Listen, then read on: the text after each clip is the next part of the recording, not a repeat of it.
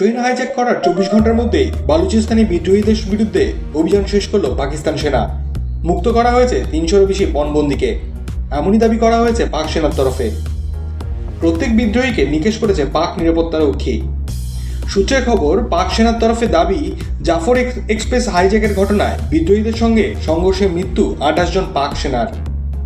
346 জন পণবন্দীকে মুক্ত করেছেন তারা। নিরাপত্তা বাহিনীর সঙ্গে গুলির লড়াইয়ে 30 জন সন্ত্রাসবাদীও মারা গিয়েছে। বুধবার বিদ্রোহী বালুচ লিবারেশন আর্মি দাবি করেছিলেন, পাক সেনার বাহিনীর হাতে বন্দী তাদের সকল সদস্যকে মুক্তি দিতে হবে, নইলে ট্রেনের ভিতরে থাকা পণবন্দীদের হত্যা করা হবে। 50 জন যাত্রীকে হত্যা করেছেন। বন্দীদের মুক্তি না দিলে একে একে সকল পণবন্দীকে গুলি করে মারা হবে। এর জন্য 48 ঘন্টা সময় বেঁধে দিয়েছিলেন বিদ্রোহীরা। মঙ্গলবার থেকে পণবন্দীদের মুক্ত করতে ঝাঁপিয়ে পড়েছিলেন পাক নিরাপত্তা বাহিনী।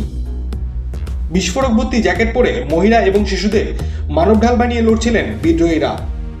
চলছিল মুহুর্মুহু গুলির লড়াই। শেষ পর্যন্ত বিদ্রোহীদের হত্যা করে সব যাত্রীকেই উদ্ধার করেছে পাক বাহিনী।